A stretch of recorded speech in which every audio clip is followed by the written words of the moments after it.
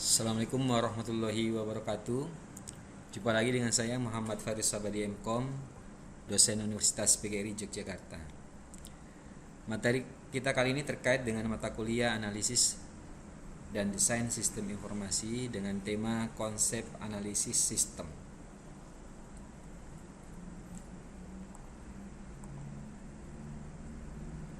Kita awali dulu dari pengertian analisis sistem.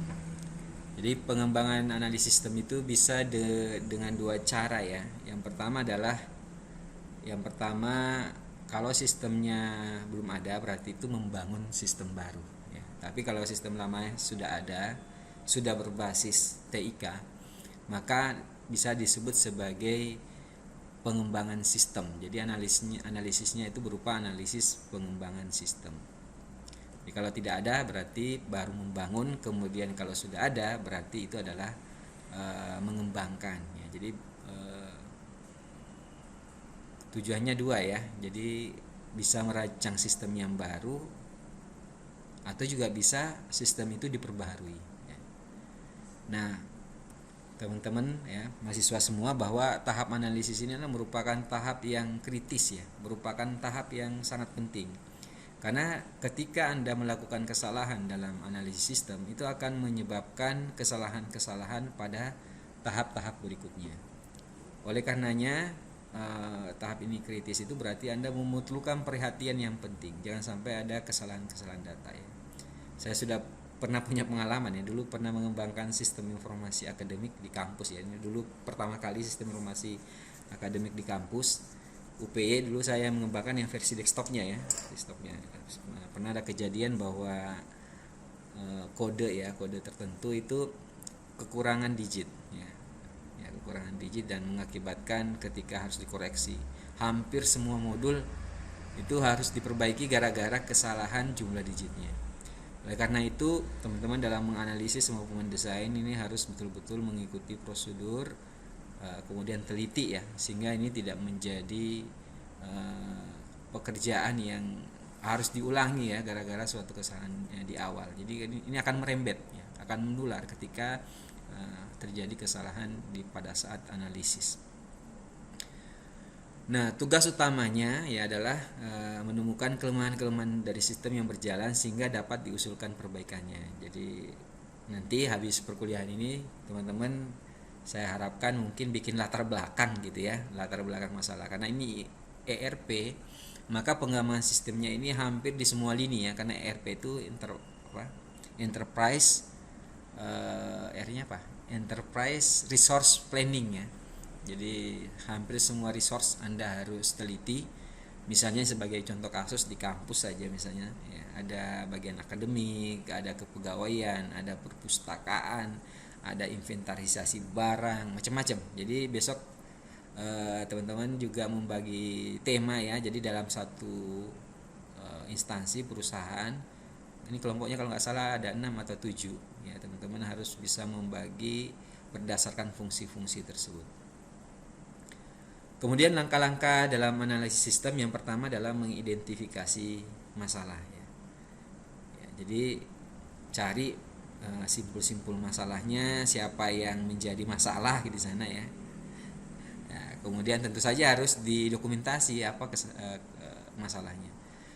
Yang berikutnya adalah memahami kerja dari sistem. Tugas teman-teman berikutnya adalah nanti ya, setelah membuat latar belakang masalah, adalah memahami kerja dari sistem ya. Tugas Anda berikutnya adalah paling tidak buat struktur ini ya, struktur organisasi dari tempat Anda nanti meneliti ya untuk tugas ini ya.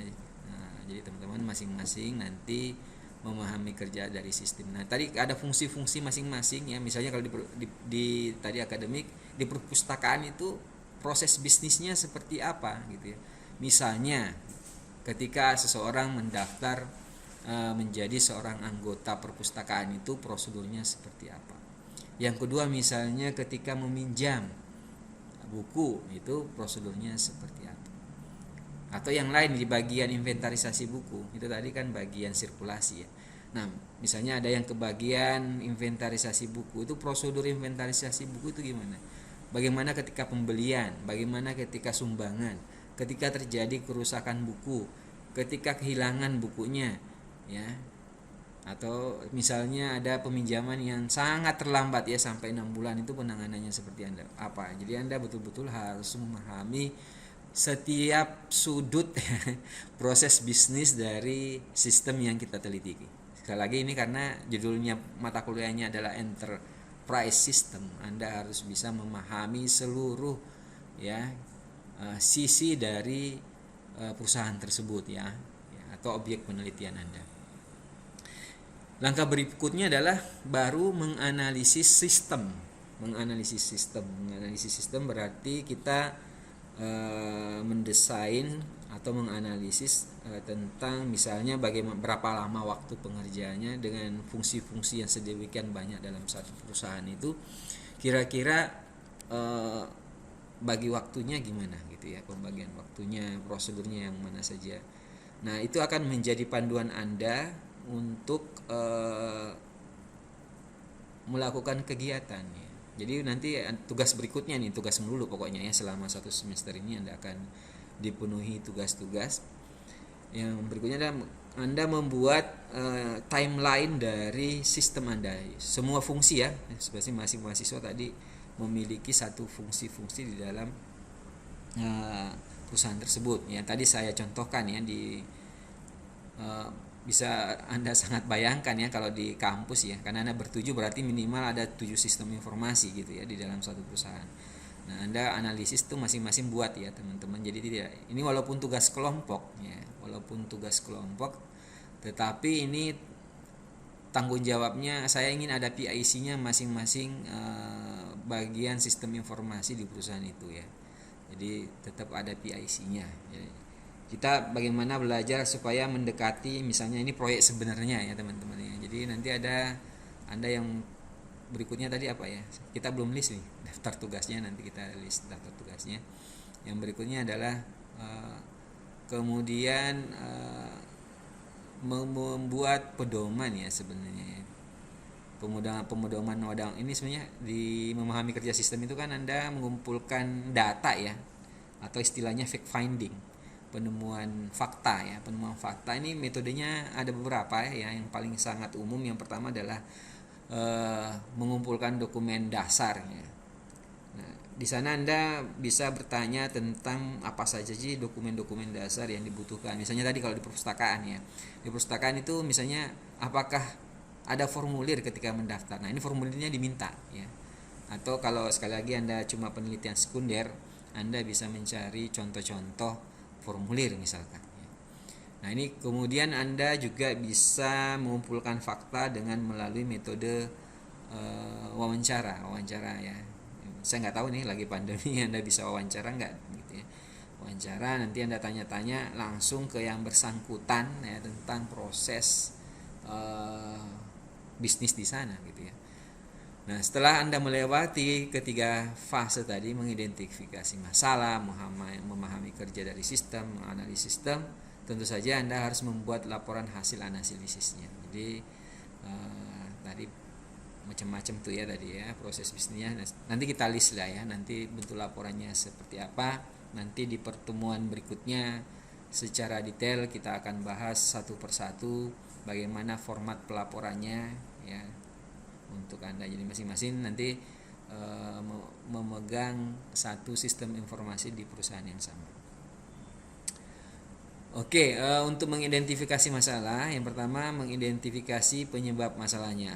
Ya, tadi ya kan langkah pertama nih, kita lebih dalam lagi tadi ya. Langkah pertama kan tadi mengidentifikasi masalah. Ada 3 langkah di sana. Yang pertama adalah mengidentifikasi penyebab masalah, yang kedua mengidentifikasi titik keputusan, mengidentifikasi personil kunci ya.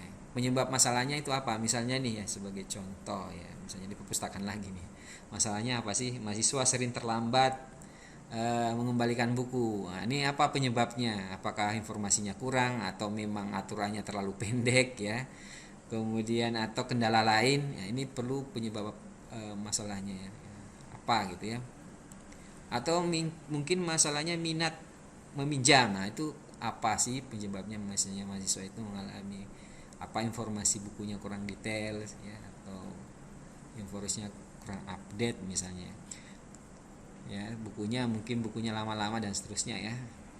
Kemudian mengidentifikasi titik keputusannya, titik-titik di mana saja ya, bagian mana saja. Apakah di bagian pendaftaran misalnya lama ya, minjem apa, sudah daftar kok kartu anggotanya lama misalnya keluarnya, ya misalnya seperti itu. Kemudian misalnya pelaporan denda misalnya kurang jelas ya, selama ini seperti apa. Kemudian misalnya Anda bisa definisikan titik-titik bagaimana, titik-titik proses mana yang mengalami kendala ya. Kemudian personel-personel kunci yang menjadi masalah di situ ya. Ya kalau di bagian pendaftaran saya nggak tahu, kalau di perpustakaan ya mungkin namanya administrasi keanggotaan misalnya ya, bagian sirkulasi kalau itu di peminjaman ya. Bukan nyebutin nama ya teman-teman di sini ya. Yang disebutkan di situ nanti di personil-personil kunci yang Anda sebutkan adalah bagian-bagiannya atau jabatannya yang terkait dengan tugasnya gitu ya. Jadi yang dimaksud mengidentifikasi personil-personil kunci ini bukan nama orangnya tetapi nama jabatannya. Ketika Anda mendefinisikan atau mengidentifikasikan masalah ini, atau ketika Anda mengambil data ini harus dijaga betul ya. Ini perlu mata kuliah kecakapan antar personal ya. Kecakapan antar ini makanya ada kecakapan antar personal ya. Jangan sampai ketika laporan Anda dibaca ini banyak yang tersinggung gitu ya. Nah, ini misalnya penyebab masalahnya karena si A malas masukin data ya, tidak teliti. Nah ini menyebutin nama orang ya bahaya gitu ya, nanti malah nggak boleh lanjut tuh ya. Nah ini Anda cari permasalahannya ya, bukan cari masalah di situ ya. Ya untuk laporan ya, bukan bikin masalah di sana ya. Ada yang tersinggung dan seterusnya. Nah keberhasilan analisis ini salah satunya adalah kemampuan Anda berkomunikasi ya, sehingga data-data yang dibutuhkan itu betul-betul bisa Anda dapatkan. Ini sebenarnya sudah ada penjelasannya kita. Jadi mengidentifikasi masalah adalah subjek-subjeknya tadi ya, subjek-subjek permasalahan yang telah diterapkan manajemen atas yang telah ditemukan oleh analisis sistem di tahap perencanaan sistem. Misalnya ini tadi ya, kalau di bidang apa tadi, penjualan ya. Nah, kenapa kok biaya persediaan meningkat dari tahun ke tahun ya, ini mungkin dicari ya. Mengapa biaya persediaan meningkat, harus dicari jawabannya, mengapa biaya persediaan itu meningkat. Nah dari subjek masalah ini maka dapat identifikasi penyebab terjadinya masalah biaya persediaan yang meningkat itu ya. Misalnya karena banyak barang yang numpuk ya, kemudian beli barang nggak sesuai dengan tingkat pembelian misalnya ya, sehingga barang banyak numpuk ya. Barang numpuk artinya apa? Stok numpuk, modal Anda tertahan gitu, modalnya tertahan, sehingga modal tertahan harusnya bisa beli barang yang lain yang lebih laris gitu ya. Nanti ini penyebabnya apa misalnya ya, karena informasi stoknya yang kurang update misalnya ya. Jangan-jangan barangnya ada tapi tidak dijual gitu ya, karena tidak update ya. Ini harus dicari penyebab masalahnya. Kemudian mengidentifikasi personil-personil kunci ya. Setelah titik keputusan tadi diidentifikasi beserta lokasi terjadinya, maka selanjutnya perlu diidentifikasi adalah personil-personil kunci baik yang langsung maupun tidak langsung yang dapat menyebabkan terjadinya masalah tersebut. Ya. Sekali lagi tadi di awal saya suruh Anda membuat tadi salah satu tugas Anda ya untuk minggu depan itu adalah membuat struktur organisasi di perusahaan itu, dilengkapi dengan job desk-nya. Ini Anda bisa lihat di situ siapa sih yang sebenarnya melakukan tugas-tugas tersebut. Kalau bermasalah di situ Anda bisa lihat ya. Jadi bisa jadi referensi ya. Job desk itu, ini ada masalah begini berarti yang harusnya tanggung jawab siapa. Anda bisa lihat di job deskripsinya. Ya.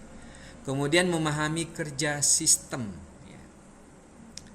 Analisis sistem perlu mempelajari apa dan bagaimana operasi dari sistem yang ada sebelum mencoba menganalisis permasalahan-permasalahan, kelemahan-kelemahan dan kebutuhan-kebutuhan pemakai sistem untuk dapat memberikan rekomendasi pemecahannya. Ya logika sederhananya hanya begini. Ketika Anda mau menyelesaikan suatu masalah, tentu Anda harus paham masalahnya gitu ya. Nah jadi bidang IT ini bidang yang luas sebenarnya ya, bisa masuk ke mana aja dan Anda harus betul-betul memahami proses-proses bisnisnya di sana. Ya. Jadi ini harus jelas ya, nanti menentukan jenis penelitian, merencanakan jadwal penelitian, membuat penugasan penelitian, membuat agenda wawancara, mengumpulkan hasil penelitian. Ini tahap-tahap ya dalam memahami kerja sistem ya. Jadi nanti buat jadwalnya, buat penugasannya, nanti PIC-nya siapa yang wawancara ya, kapan waktunya wawancara ya, dijadwalkan ya, ketika itu wawancara dibutuhkan. Metode wawancara ini adalah metode terbaik ya di dalam mengumpulkan data, karena Anda bisa bertanya dan mengembangkan masalah. Kalau kadang-kadang kalau metode lain gitu ya, Anda kasih daftar pertanyaan tertulis gitu, kemudian mereka menjawab, kadang-kadang seperti ini, nggak dijawab-jawab ya.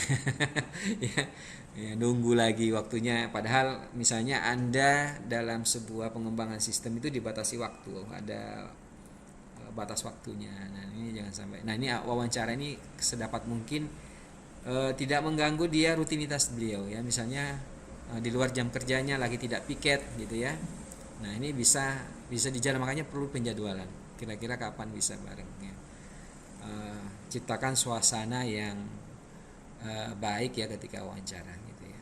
Nah jangan lupa kalau dalam bentuk dokumen-dokumen dasar Anda kumpulkan, ini perlu manajemen juga ya, manajemen juga ya. Kalau saya biasanya, kalau saya pernah terlibat di proyek, biasanya menggunakan Google Drive saja sih ya, mungkin, tapi ada juga yang lebih canggih ya, mungkin sudah pakai software tertentu ya, Trello misalnya ya, Anda bisa menggunakan Trello, atau kalau yang desktop Microsoft Project ya, Anda bisa dokumentasi berbagai kerja Anda di situ, dokumen-dokumen dikumpulkan jadi satu. Fungsinya apa? Fungsinya gampang dikoordinasikan ya, bisa sharing file ya. Jadi teman-teman nanti tugas berikutnya, tugas lagi ya, tugas dan tugas terus. Google Drive-nya harus di-share ke saya juga, nanti semua timnya dimasukkan di dalam Google Drive tersebut ya. Jadi supaya bisa terpantau pekerjaan Anda. Jadi nanti kalau ngumpulin tugas, nanti masukkan ke situ aja ya, di drive-nya masing-masing. Kemudian tadi sudah saya jelasin juga ya, menentukan jenis penelitian, fact finding-nya ada wawancara, observasi, daftar pertanyaan, pengambilan sampel. Nah observasi itu, wawancara tidak usah saya jelaskan ya tadi ya, wawancara sudah. Kemudian observasi itu adalah tidak tanya-tanya ya teman-teman ya, tidak tanya-tanya. Misalnya tadi di perpustakaan, Anda tidak perlu tanya ke bagian, mungkin waktunya ini observasi ini bagus kalau waktunya mepet ya, diwawancarai nggak bisa gitu ya, ya udah Anda terjun langsung ke lapangan, Anda memperhatikan proses bisnisnya. Misalnya kalau di perpustakaan, bagaimana cara orang mendaftar, oh ternyata orang ngambil formulir dulu, setelah mengisi formulir diserahkan, nanti dimasukkan ke sistem, setelah dimasukkan ke sistem nanti nunggu berapa hari baru cetak kartu anggotanya, atau langsung hari itu juga ya. Ya Anda catat lah, itu namanya observasi. Memang ada kelemahannya observasi ini, bisa saja ketika Anda perhatikan orangnya bekerja tidak seperti biasanya ya. Ya, tidak bekerja seperti biasanya, karena bisa jadi salah tingkah Anda observasi orangnya ya. Observasi ya. Jadi ada kelemahannya juga ya, bisa jadi itu waktunya sibuk, jadi sehingga atau malah tidak ada kejadiannya ya. Anda mau teliti bagaimana orang membuat menjadi anggota ini apa, anggota perpustakaan, tetapi Anda sudah di tengah-tengah semester ya. Udah jarang-jarang misalnya orang yang jadi anggota. Nah ini bingung juga, nunggu momennya yang jadi masalah. Ini observasi kelemahannya di situ. Kalau daftar pertanyaan juga ada kelemahannya ya, itu tadi ya, kalau dijawab, kalau enggak ya itu repot gitu ya. Kemudian pertanyaannya tidak bisa berkembang ya, ada hal-hal yang kalau dijawab tertulis di sama dia, Anda nggak bisa tanya lagi kan ya, atau bingung dengan pertanyaan Anda, ini repot. Kalau wawancara Anda bisa menjelaskan, ketika nggak dia paham pertanyaannya bisa langsung.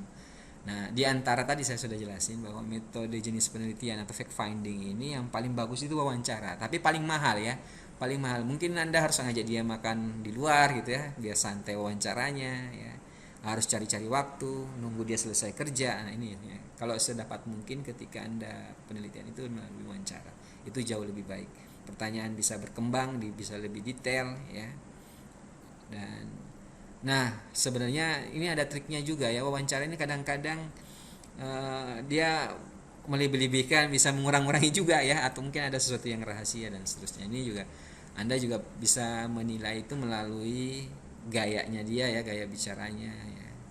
Nah, ini sekali lagi butuh kecakapan antar personal. atau kecakapan komunikasi. Kemudian di dalam merencanakan jadwal penelitian ini jelas ya. Tadi kalau Anda janjian wawancara ya harus jelas di mana penelitiannya dilakukan, dengan siapa ya.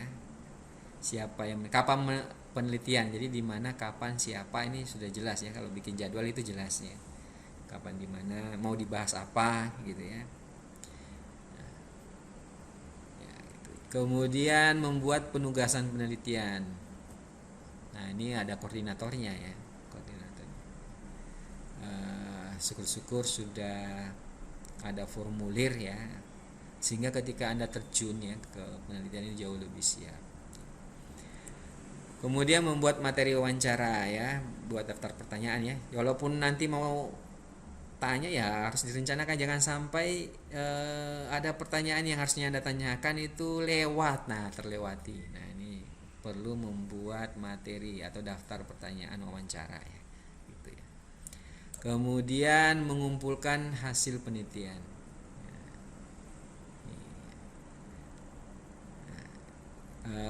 Misalnya ini membantu kelengkapan, membantu analisis, membantu komunikasi, membantu pelatihan, membantu keamanan ya hasil penelitiannya. Kemudian analisis sistem ini ya, ini tugasnya apa aja sih analisis sistem ini? Menganalisis kelemahan sistem, menganalisis distribusi pekerjaan ya, menganalisis pengukuran pekerjaan, menganalisis keandalan. Menganalisis keandalan itu kalau kita ya biasanya ini budayanya TI ini dari dulu modelnya cuma 2 aja itu ya selalu ya, alpha test sama black box ya. Nah, kalau beta test itu Anda kasih softwarenya dulu gitu ya, nanti berapa lama kemudian diberi kuesioner gitu ya, atau beta testnya. Kemudian menganalisis dokumen, menganalisis laporan, menganalisis teknologi, menganalisis kebutuhan informasi, membuat laporan hasil analisis sistem. Banyak ya tugasnya ya, banyak sekali tugasnya. Dan ini kalau diringkas ada 9 tugas pokok dari seorang analisis sistem.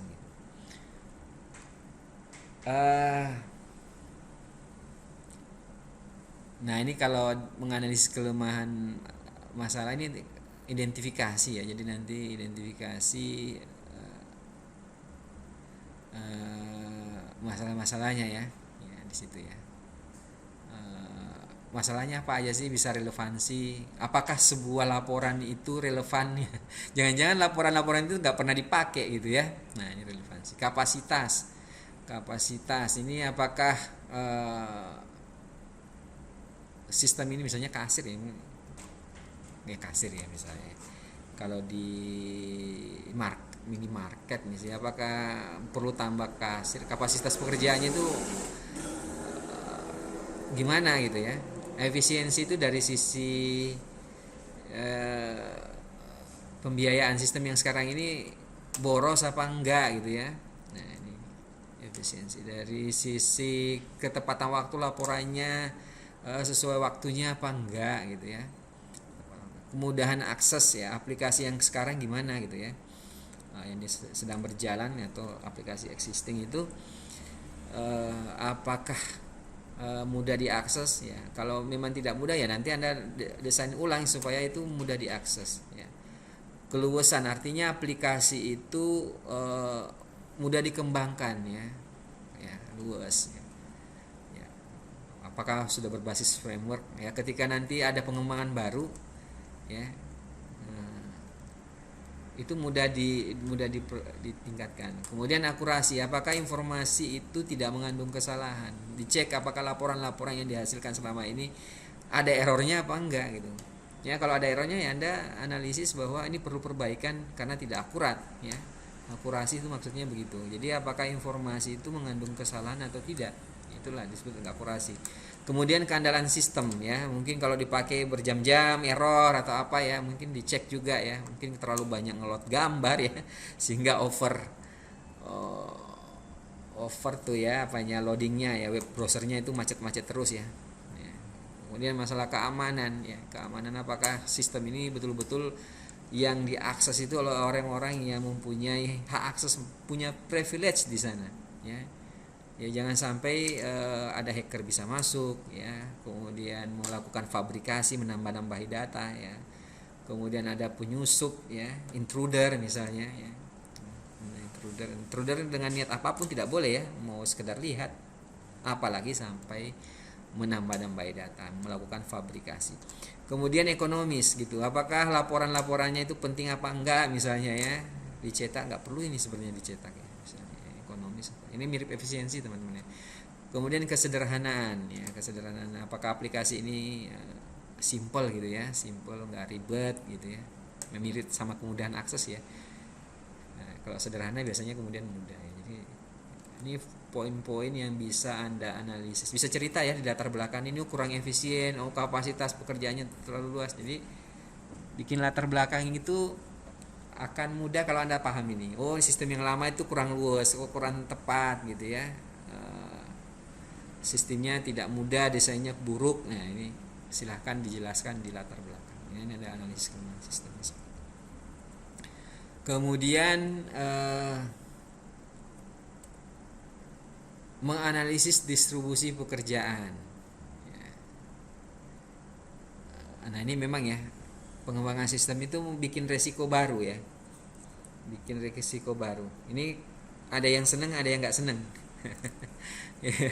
Ada yang seneng, ada yang nggak seneng. Ini hati-hati juga ini.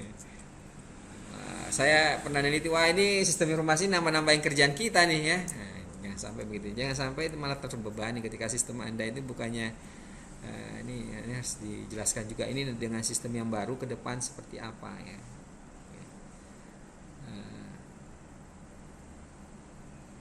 Jadi di sana oleh karena itu juga Anda harus pahami ada namanya di perusahaan itu SOP ini tadi ya, mungkin tugas Anda selain ngumpulin tadi bikin struktur organisasi ya, kemudian membuat job deskripsinya. Nah masing-masing fungsi itu kadang-kadang ada namanya SOP ya. Apa sih SOP itu? Standar operasi apa SOP saya lupa ya teman-teman. Standar operasional pekerjaan mungkin ya, standar operasional pekerjaan ya, SOP itu mungkin sebenarnya ada turunannya lagi tuh ya. Jadi kalau di dunia organisasi itu dokumentasi pekerjaannya itu lengkap sebenarnya. Anda juga bisa lihat SOP itu ada yang naratif, ada yang berupa gambar flowchart ya. Oh ya, ini pekerjaan lagi ya, pekerjaan lagi. Besok nanti tugasnya salah satunya adalah menggambar namanya cross functional ya, cross functional. Jadi nanti setelah Anda meneliti, Anda buat cross functionalnya. Jadi tadi tugasnya pada bikin struktur organisasi, ngumpulin job desk. Kemudian yang berikutnya adalah membuat cross functional ya. Cross functional ini untuk menggambarkan SOP dari proses yang existing yang sedang berjalan atau proses yang develop. Besok itu kayak apa sih? Nah, Anda gambarkan prosesnya. Siapa yang bertanggung jawab di situ nanti untuk pengisian datanya, yang mencetak laporan, distribusi informasinya, di mana itu tergambar jelas di cross functional ya tadi ya. Jadi gambarnya pakai aja nanti Visio ya, teman-teman kita latihan juga bagaimana membuat cross functional. Mungkin ada satu sesi tersendiri ya, karena ini teknis sekali cara pembuatannya untuk pertemuan tersendiri tentang cross functional. Kalau struktur organisasi dan job desk saya kira tidak perlu ya, Anda pakai MS Word sudah cukup gitu untuk menggambarkan. Ya di Visio ada juga fasilitas ya untuk menggambar struktur organisasi. Itu kemudian menganalisis pengukuran pekerjaan. Ini ada beberapa pertanyaan yang harus dijawab. Apakah kebijakan prosedur telah dipahami dan diikuti? Ini harus ngecek juga. Sebenarnya mereka itu udah paham SOP-nya sendiri atau belum gitu ya selama ini. Iya. Kemudian apakah atau mereka malah melanggar selama ini SOP nggak kepake tuh ya. Nah ini juga. Apakah produktivitas karyawannya memuaskan? Apakah unit-unit organisasi telah bekerja sama dengan terorganisasi dengan baik ya, menjaga arus data dengan lancar ya? Apakah proses ya data itu sudah berjalan lancar atau enggak gitu antar organisasi. Sebagai sebuah sistem itu kan pasti ada interaksi antara satu fungsi organisasi, unit organisasi dengan unit organisasi lain. Itu hubungannya mereka itu gimana, baik-baik saja atau kurang baik gitu ya. Nah, apakah setiap fungsi tadi, unit tadi itu biasanya kan ada program kerjanya tuh mereka ya. Apakah mereka sebenarnya sudah mencapai sasaran program kerjanya gitu selama ini? Apakah ada yang terjadi di situ tumpang tindih pekerjaan? Dicek juga, ini kerjaan di sini, di sana kerjain lagi itu ya. Ya, di sini masukkan data yang sama misalnya, terjadi double entry misalnya, ini harus dicek juga ya. Kenapa itu terjadi sampai double entry? Ya. Misalnya nih, ini jangankan di sini, mungkin di kampus juga sering terjadi ya. Masukin nama itu bolak-balik, ya sistem itu bikin masukin NPN, nama, alamat otomatis gitu ya. Ya. Bikin e-learning masukin nama lagi ya, masukin prodi lagi. Bukannya di data mahasiswa itu sudah ada. Nah, ini ERP fungsinya di situ, mengintegrasikan semua basis data. Ya.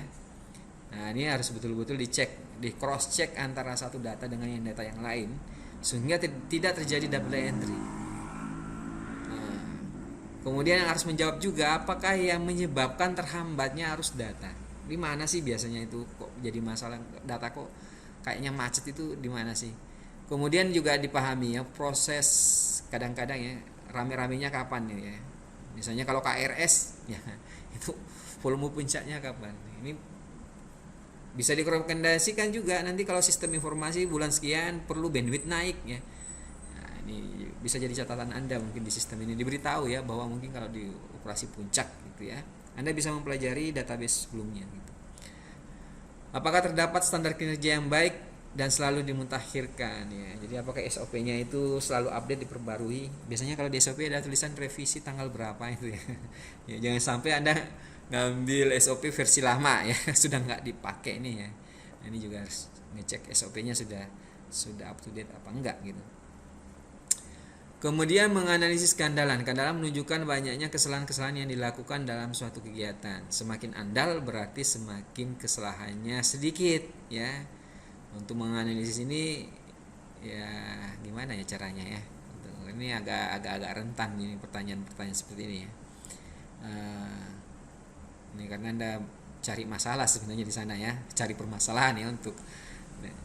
Apakah jumlah kesalahan yang terjadi masing-masing operasi diminimumkan? Apakah operasi-operasi telah direncanakan dengan baik dan terkendali? Ya, jadi di sana ada ketika ada kesalahan ya, itu bagaimana penanganannya ya? Apa selama ini didiamkan ya? Misalnya di perpustakaan ada buku yang nggak balik-balik tuh, gimana sih penyelesaiannya? Nah itu ya. Misalnya kalau di akademik ya, ini anak nggak lulus ya, misalnya itu penanganannya gimana? Ya pendatanya atau nggak bayar-bayar ya, itu seperti apa, ini juga harus tahu ya. Jadi kadang-kadang ada sistem yang juga nanti apa, kalau ngembangin sistem itu kan harus handal ya, dia bisa menangani kejadian-kejadian khusus. Kalau di penjualan misalnya ada barang yang rusak ya kemudian dikembalikan, itu caranya gimana? Sistem itu nggak menyediakan hanya bisa jual dan bisa membeli gitu ya. Ya gimana ketika orang komplain gitu ya, ini juga harus dicari, namanya sistem itu andal ya, bagaimanapun kondisinya dia bisa berjalan. Bagaimana ketika terjadi hal-hal yang di luar prediksi, dia masih bisa menangani gitu ya, bisa menanggulangi gitu. Kemudian menganalisis dokumen ya, itu untuk menganalisis dokumen yang digunakan dapat dilakukan dengan menjawab pertanyaan, misalnya apakah masing-masing dokumen telah dirancang untuk penggunaan yang efektif tadi ya. Efektif itu sebenarnya betul-betul efektif itu maknanya bahwa betul-betul bermanfaat, itu namanya efektif ya. Beda dengan efisien ya. Kalau efisien dari segi dana, efektif apakah laporan itu betul-betul ya boleh dikatakan relevan lah begitu ya. Apakah laporannya itu relevan begini, misalnya rektor bisa mengakses daftar mahasiswa misalnya, apakah itu relevan gak sih sama dia? Mungkin gak relevan tuh ya. Kenapa nggak jumlah mahasiswa saja setiap prodi kan gitu ya? Ngapain juga dia ngecek satu-satu namanya orang si A si B gitu ya. Nah ini apakah relevan? Jadi kenapa kalau terlalu banyak menu misalnya ya suatu saat ya, menu yang diakses misalnya oleh, ingat ya mungkin pernah mata kuliah SI itu ada namanya piramida informasi ya. Jadi semakin tinggi jabatan seseorang itu sebenarnya kebutuhan informasinya itu jauh lebih sedikit, tapi dia hasil ekstraksi. Jadi hasil akumulasi dan itu disajikan dalam bentuk statistik biasanya. Jadi semakin tinggi jabatannya seseorang itu nggak butuh data yang sangat detail. malah butuhnya rangkuman-rangkuman ya.